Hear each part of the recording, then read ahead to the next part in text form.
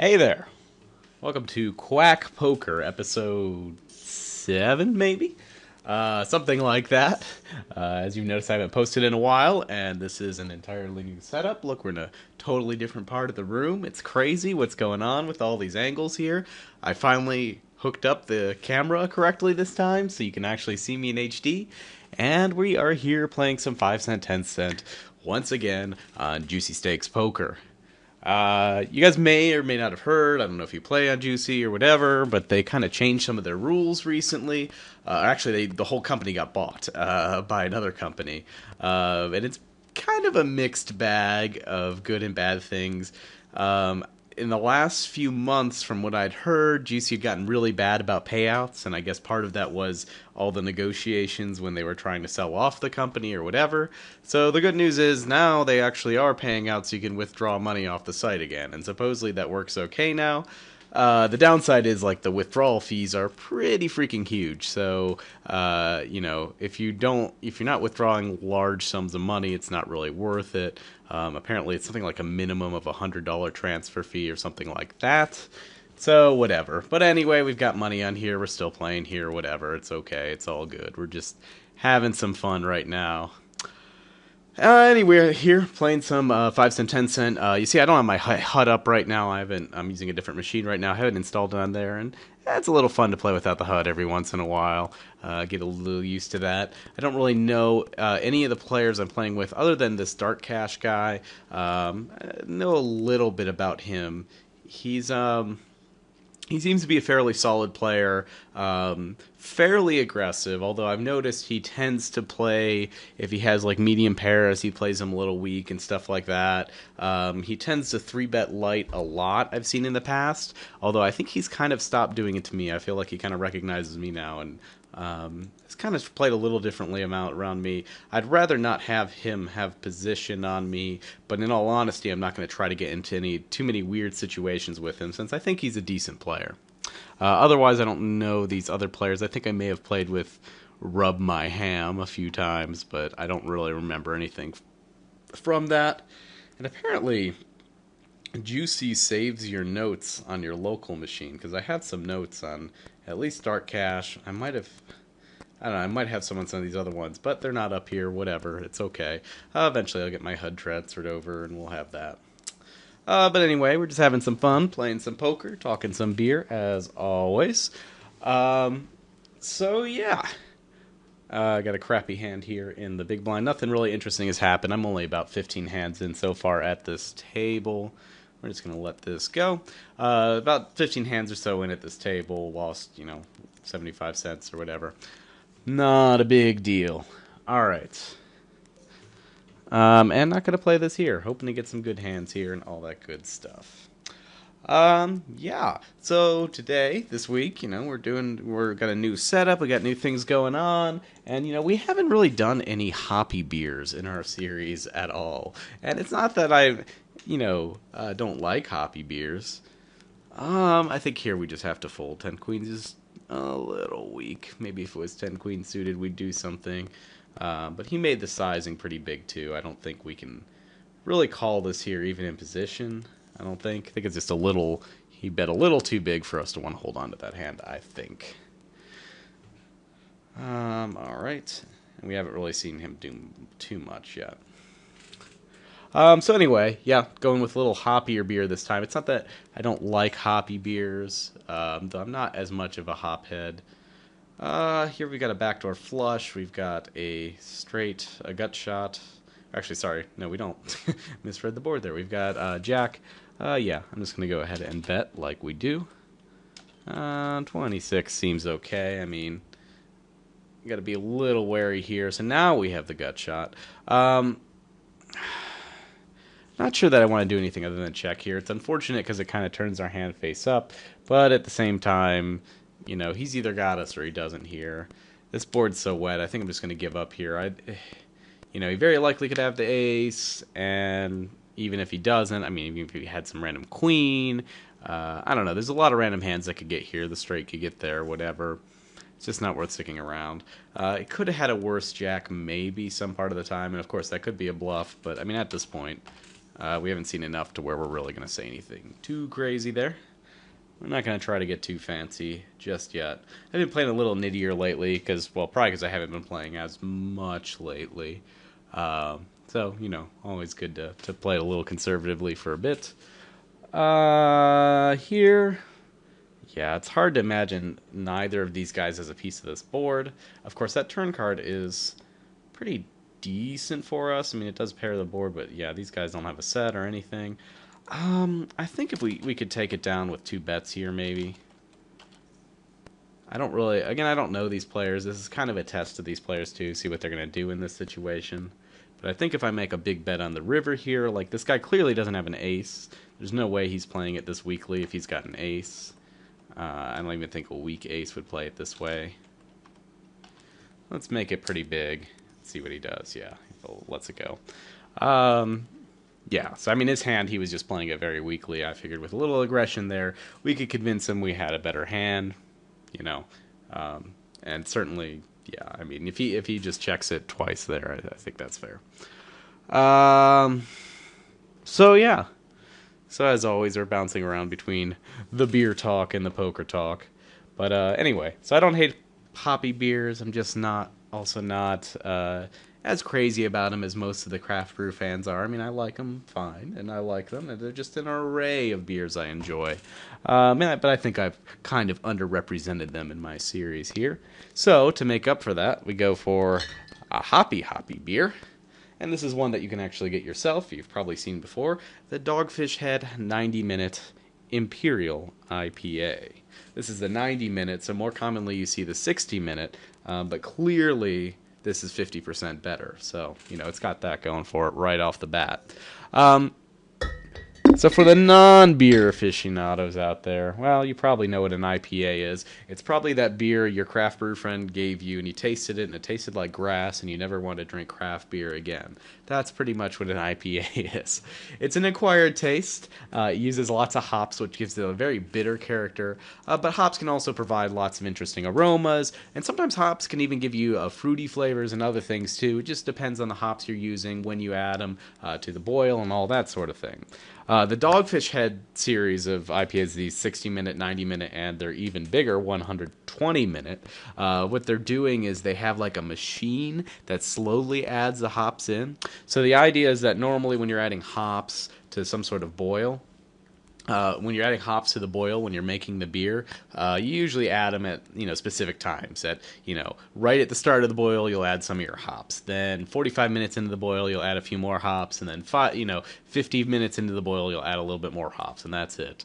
Dogfish Head, for whatever reason, had to be different. They created some machine that slowly drops in, you know, sort of pellet by pellet, drops in little bits of hops, hop, the entire time in the boil. Every minute more hops are added, and that's where you get the 60, 90, 120 minute name. The 90 and the 120 minute are also kind of the bigger versions, the more alcoholic versions. Gosh, I was thinking of calling there. It's a shame. But the 90 and the 120... So the 90 and the 120 are also bigger, much more alcoholic. The 120 is like, depending on the batch you get, can be up to like 20%, I think. And it's really big. That one's a lot harder to find. It's kind of like limited release. The 90-minute you can usually find. In the 60-minute, I mean, you see that in like gas stations and stuff. So you see that all over the place.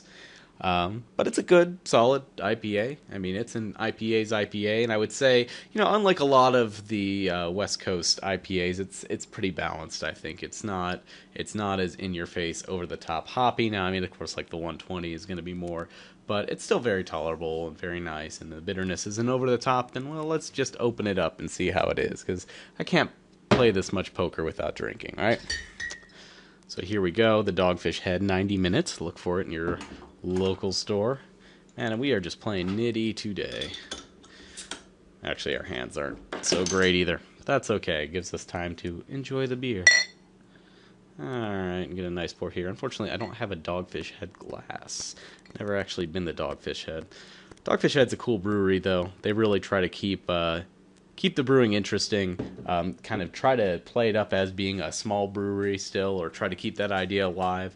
They have very few beers that they release all the time throughout the year. Instead, they often have these seasonal brews that last, at most, 3 to 6 months, and then they never brew that beer again. And they're always coming up with interesting stuff. And they had, this raisin one, and they had a peach sour, and they've had just every random ingredient you can throw in beer. They're always experimenting with it, and so it's really cool. I mean, you can often, just go to the store and just see something really random from them.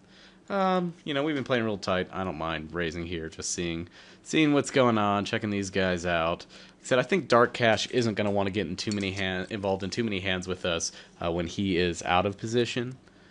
Is kind of what I've seen playing with him. I've been playing with him a lot the last few days, so that's kind of my impression I'm getting. So, I don't think it's bad to raise a button there. Infinite AA, he seems a little bit aggressive too, but we're just going to, we'll see what happens. Smells very nice. And tastes, it's pretty in-your-face bitter. This is, if you are not a craft brew fan, this is not the beer to start on for sure. Hoppy beers, they're their own little, and when I first started getting into craft beer, when I first started brewing beer even, I really wasn't a fan of hoppy beers, and it took a few years for me to really just slowly adjust to them and enjoy them, and all that stuff. I've got a lot of friends who, won't drink anything else. Certainly, if you go to the West Coast, that's all they have there. But after a while, you learn to appreciate them and appreciate the different ones. But I also am not the best at describing them. I don't know. I can't tell by taste every different hops. I can give you some idea. I'm not actually sure. I know they use several, very interesting hop blend with these. I don't even know if they've released the actual hop blend that they use with these 1690s. I don't think they have. But, they use a pretty big, complicated blend of hops, I believe. And it's definitely in-your-face hoppy. I think this one comes out it's also pretty alcoholic. Yeah, this one comes out at 9%, so a true imperial IPA. Usually when breweries call something imperial, it just means higher alcohol, basically bigger, and it might taste a bit more boozy, that sort of thing. But that word gets thrown around a lot nowadays, and what constitutes imperial versus not imperial, it's kind of all over the place at this point. New player with a serial code for a name from Beijing. I don't think there's reason to call with King 10 off out of position against under the gun. Just seems a little not good. Also, our hand selection's been pretty not exciting here. But what the heck? Let's raise it again. Let's play a little poker.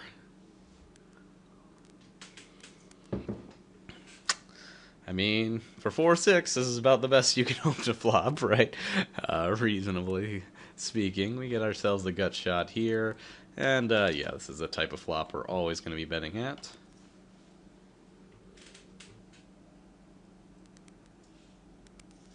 And we take it down. Look at that.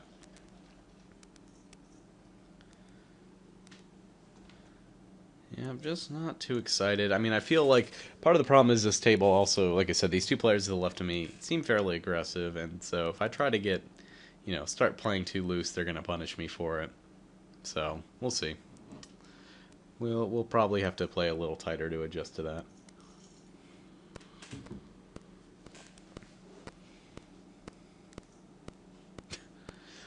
You got one of these chronic min bettors here. I see this. There's a lot of people who do this, and it's interesting. You gotta wonder what the EV is of just dropping on a min bet all the time instead of checking. Just anytime you would check, instead drop a min bet or whatever. If anybody folds to that, like when the pot is $2, and they wouldn't have folded before, and you're beating them. It's worth it, but it's usually worth it. And on top of that, you can confuse players. I think a lot of players will check when they should be raising to that. And I think a lot of players don't know how to react to that random min betting like that. So I don't think it's necessarily a bad strategy, even though I see a lot of bad players doing it. Here, so this guy had ace queen. He flopped the ace. It goes check check. Bet call. Yeah, okay. Not too crazy of a hand. Yeah. I think this hand's pretty straightforward, really. Other than, of course, this guy's min bet here is just a little odd. I don't, maybe he thought his opponent had some sort of weak hand, or was trying to just confuse him, or who knows. I don't know what his intention was with that, or maybe he just always does that. Who knows?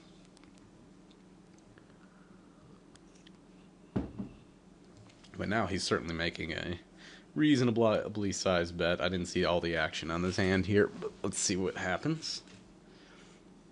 The one thing I like about the HUD is after the hand, it always pops up my opponent's hand, so don't have to go to the history, but that's okay.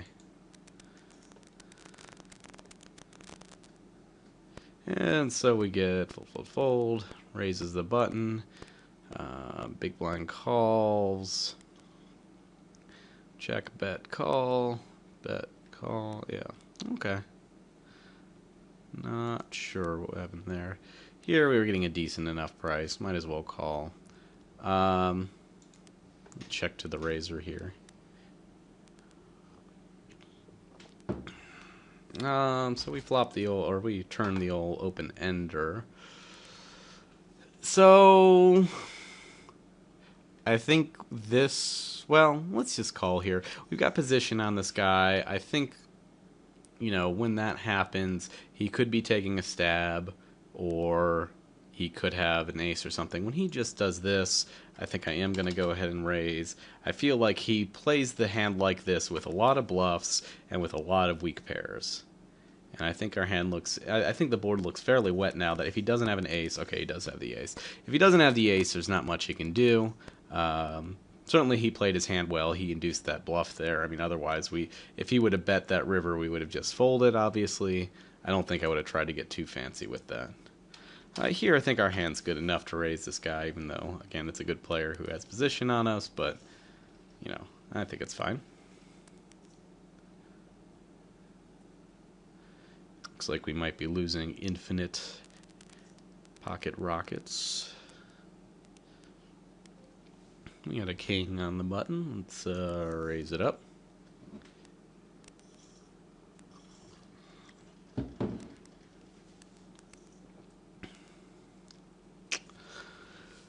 $3-10 offsuit, not quite as exciting.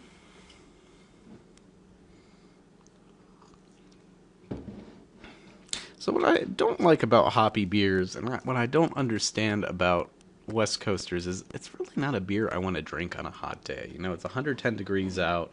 You're sitting outside. Do you really want something this, bitter and not refreshing that you want to drink slow?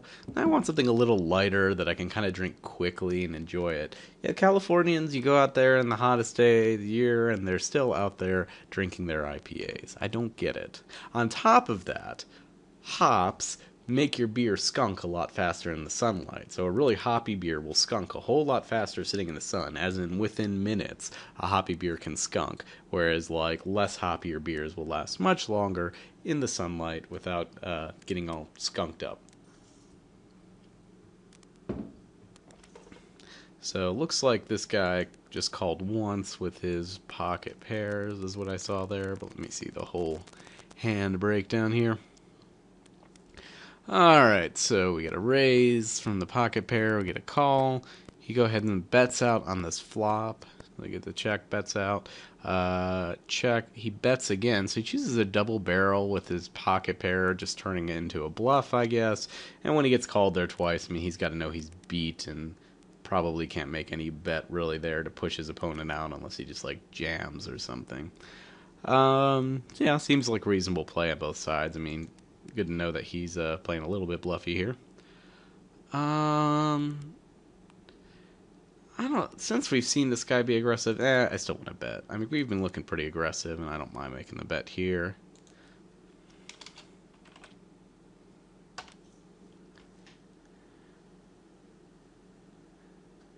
See if this guy tries to do anything bluffy. I'm pretty sure we have the best hand there. Most of the time. Of course, the turn was just a little unfortunate for us, but we still probably had the best hand. Yeah. Go ahead and raise her up here. Totally willing to get it in since this guy is playing short. Not that, you know.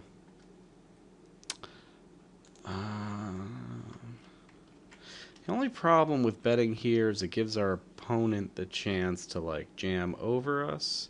But I still like the bet. I can't just check here. If he jams, I think we have to call. I mean, there's too much money already in the pot to not. Um, it's unlikely that he's too far ahead of us. We got the backdoor flush draw too. What else? What else do you need?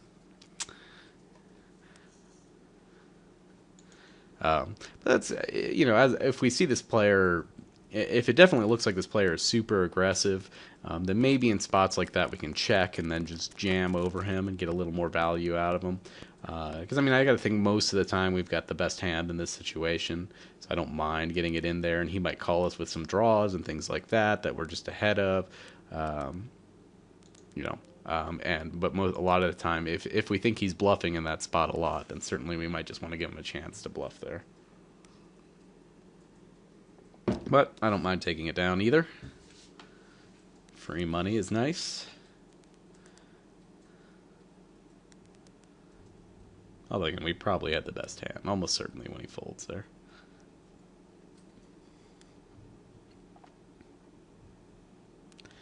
Yeah, so Dark Cash, again, playing pretty weak here, and he's normally kind of an aggressive player, so I would guess here that he's got some sort of middling hand. He probably does not have an ace. Maybe he had some sort of pocket pair or a king high or something. Although it's interesting to see him just give up there. Yeah, I'm not sure. Here, I think we can open, I guess. I'm not crazy about the open. With this guy, short here and playing a bit aggressively, he could just bet over us.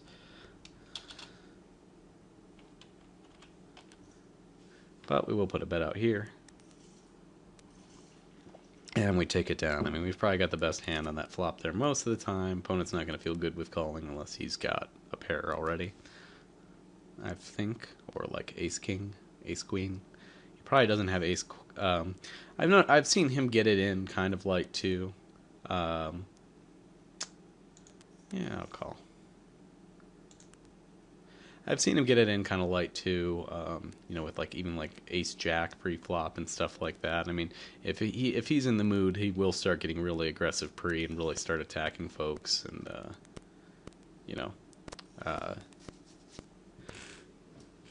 so it's worth being aware of. But again, I think he's kind of not doing that as much against me.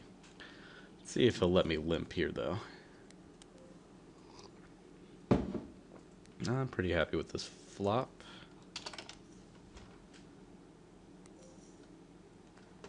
Yeah, I can call.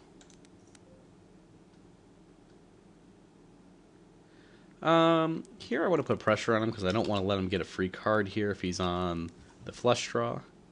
If he raises us again, then we've got to worry a bit. But I feel like we're better off doing that because I feel like it just checks around so often on that turn there that you've got to go ahead and bet lead out there. Not something I normally do, but I guess you don't have to, but could have raised this guy there with him being so short. So he just checks here.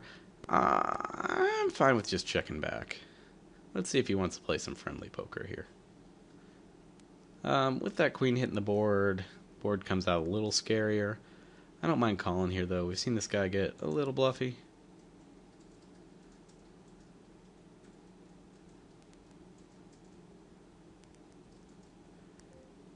And yeah, I think we should just check it here and... interesting. I don't understand what he was thinking. I don't know what he thought I had there. Maybe he correctly detected that we were kind of weak and couldn't really call anything there in the river. I don't know. It's a little strange to me.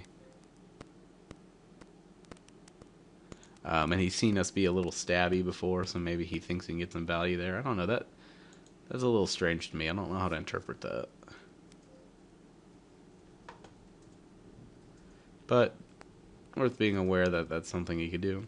Obviously, we have no piece here. There's no point in doing anything fancy there, I don't think. I guess I could have bet that flop, but that flop was kind of ugly for us. Sorry, I was still thinking about the previous hand while playing that one, but that flop was kind of ugly for us.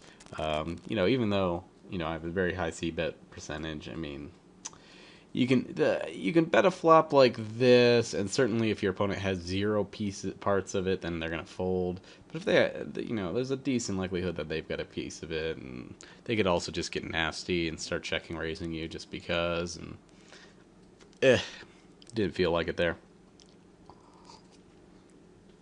But I feel like in a flop like that, you can make a kind of small size bet, maybe like somewhere around a third of the pot, and take it down sometimes. And I haven't really decided if that is a profitable enough bet, but it kind of feels like it, because it's just with a pot size bet, like, are they really going to call when they don't have a club and don't have a king? Like, I don't think they will. So I mean, you're just kind of, you got to look at the odds of them having one of those versus not, and I think the odds are somewhere around, making that third of the pot size bet worth it.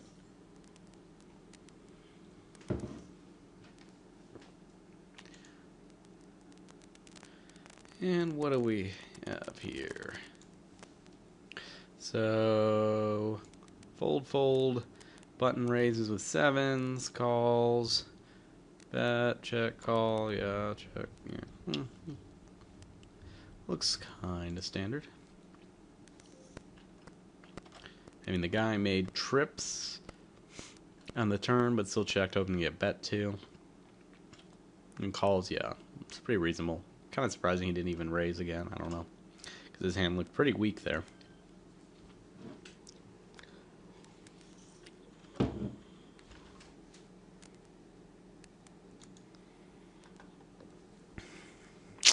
Eight jack on the button. We will raise it up if they fold around to us. Raise it up.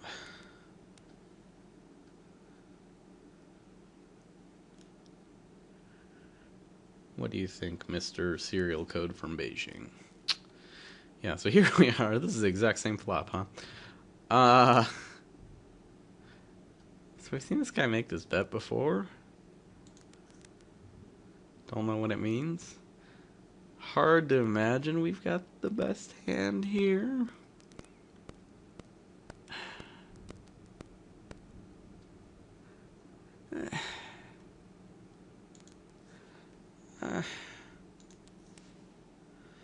So yeah, and now his min bets are throwing me off, because I was tempted to raise there, but I'm not quite sure what his min bets mean yet.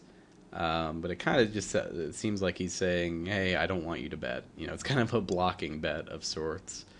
Because if he bets 10, then I'm going to make a fairly sizable bet if I want to raise him there. Yeah, this is interesting, because he really could be bluffing here. But he also could just be fed up, and that's why he's making his bet size really big. I say he could be bluffing because he could put us on a diamond draw, and that's why we weren't raising him. It's possible. Of course, if I had a diamond draw, I probably would be raising him if it was any good. I don't know. I'm not entirely sure I'm happy with how I played that hand. I'm kind of thinking I could have raised the flop, and I think I definitely should have raised the turn. So this is me getting these min bets do kind of throw you off there. It makes they're a little awkward to play around, and so like I said, it could actually be a profitable sort of play. So it's a weird line for him, but I mean it could be a line that he would take with like a king for value, or with maybe he picked up that ace on the turn for value. Yeah, I don't know. It's kind of a weird hand, but I feel like if we'd bet the turn, we would have had a much better idea of where we were at. And certainly he could have been on many missed draws, but when he made it so big on the river, we really had to be pretty confident to call him there, and I just, with our basically bottom pair, I wasn't very confident, whatever, second bottom or whatever.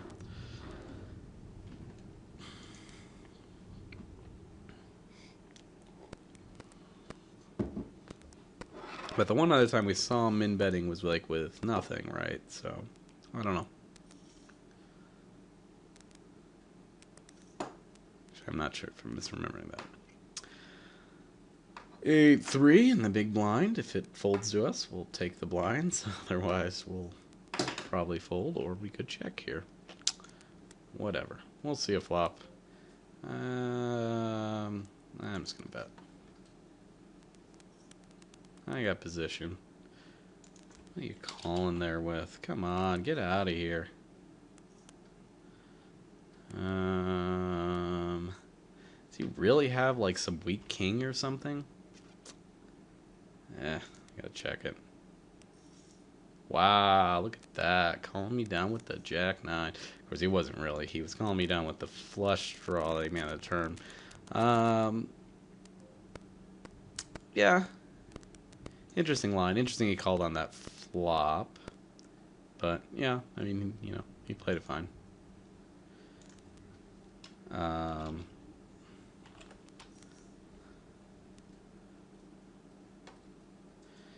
go ahead and raise it up. Be a little tricky, mix it up here. Got a decent hand, suited king. But yeah, definitely on that previous hand we could have we could have 3-barreled it, and certainly obviously we would have taken it down.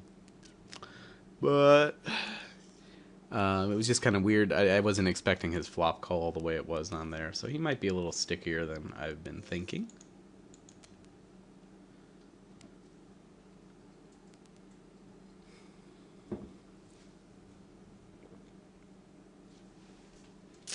Find a good pose here. Yeah, it's scary too. I got all this space. Look how wide I can, well, not that wide. Look how wide I can stretch my arms, and you can still see it with this widescreen camera. It's nuts. Nuts.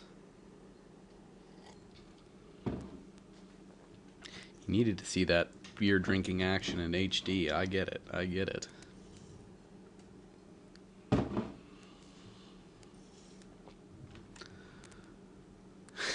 This guy refills back up to half buy-in after that hand.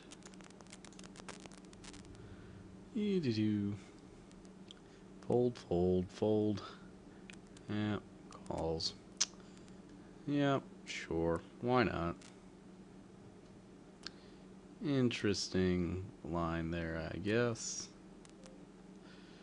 I mean, not that interesting, but he thought he had a good hand. Or was repping a good hand.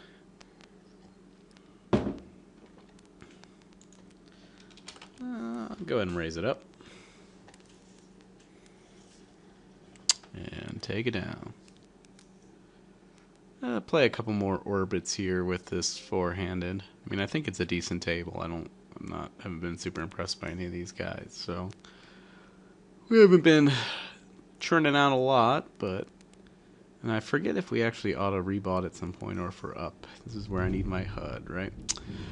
This raise here, it's a 4x raise, so it's kind of big, but I still think it's fine maybe to call here in position.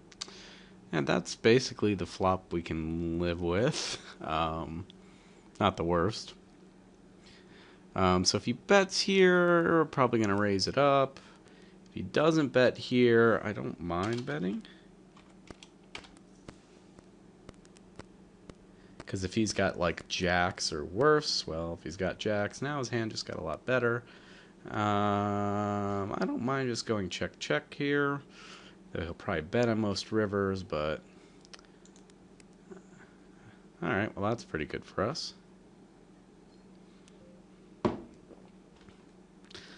Yeah, here it's going to be hard to extract value, I think. Although, what do we think he has here? Tens?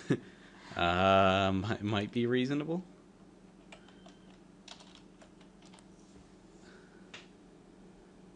So we'll make it look smallish so he can call us with a weaker hand. I don't think it's that strong.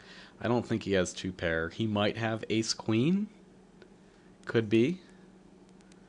I mean, I certainly think we have the best hand there, and we do. But yeah, I mean, his hand seemed kind of weakish the way he played it. And like I said, it could have been as bad as tens. It was really weird that he didn't lead out on that flop. Yeah. Oh, ace-queen, exactly, yeah. So Like I say, ace queen. I mean, it makes sense. I mean, it's not the way I typically play that hand that way, and certainly, especially with the ace of hearts, I'm surprised he did not want to bet out there. This flop here, we got a black backdoor flush draw. Let's see if we can get some value here. This guy's been calling a little wide. Min raises, it's kind of weird, kind of puts us in the cage, but at the same time, we're kind of getting the odds just to call here and see what happens.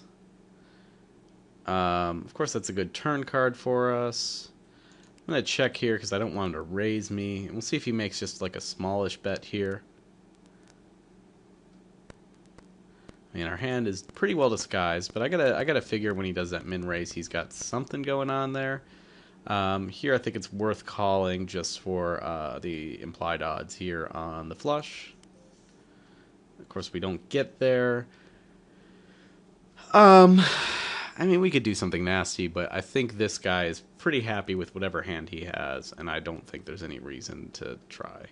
If he puts out any reasonably sized bet here, I think we're just folding. If he puts out any bet here, I think. Maybe if he puts out 10 cents, I'll call. Okay, yeah, he's got 2 pair. Yeah, so he was happy enough with his hand. I don't think we could have made a triple barrel there. But that hand probably was strong enough that had we made our flush, we probably still could have gotten some value by betting out on that river there, which we almost certainly would have. Which kind of turns our hand face up if he's paying enough attention, but, we haven't played very many hands with him. I don't think he knows how we're playing, so, not so bad. I think we played that hand fine. Alright. Got a gut shot here. Could be worse. But it's a pretty wet board. I mean, he's certainly ahead of us. Yeah, I'm not planning to do anything nasty. And this guy seems like he's playing pretty fit or fold, I guess. I mean, he's making some weird moves and stuff like that, but I feel like whenever he's showing aggression, it's usually a sign he's got something. And, I mean, certainly that board was so wet that, there's not too many hands we're actually ahead of. Yep, here we'll flat it. No trips for us. And certainly too wet for us to call any bets here, but maybe it'll check through and we'll see another 3. Guess not. We will check it again.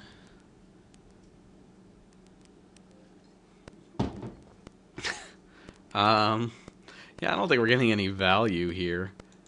I mean, we could bet here and even like a 6 might give up. I don't think the 9s would give up.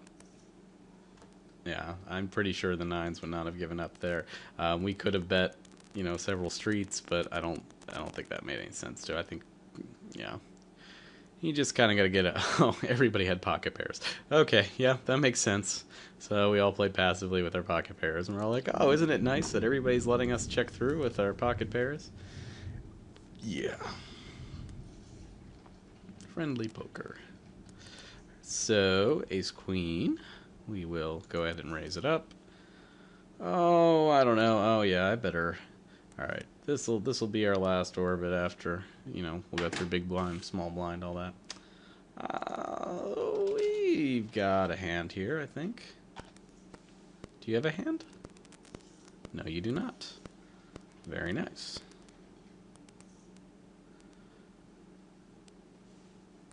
Ten, 3 in the big blind. And we take it down. Alright, so last few hands here. Feel like you guys have sat through enough of this. We'll go ahead and raise it on up. And take that down too. And certainly raising this up. Certainly not folding. Yeah, just go ahead and call here. Got a suited ace in position. Not the worst. This flop is not terrible for us. But this guy's been playing a little weak. This I'm actually fine with betting. I'm gonna look a little weak so he can call here if he wants. He just gives up, so he didn't have anything. You might have some sort of suited connector type hand or something just missed that board. 4-9, we're going to let that go, and with that will conclude the return of Quack Poker. I'm going to try to keeping these up for once a week again, trying to get these out there for you guys. As always, you can reach me commenting in the YouTube video here, or you can comment on the Something Awful forums or whatever, and I will happily respond to you. Please tell me how much you hate my play. It always makes me smile. Anyway, thanks for watching, and I will see you guys next week.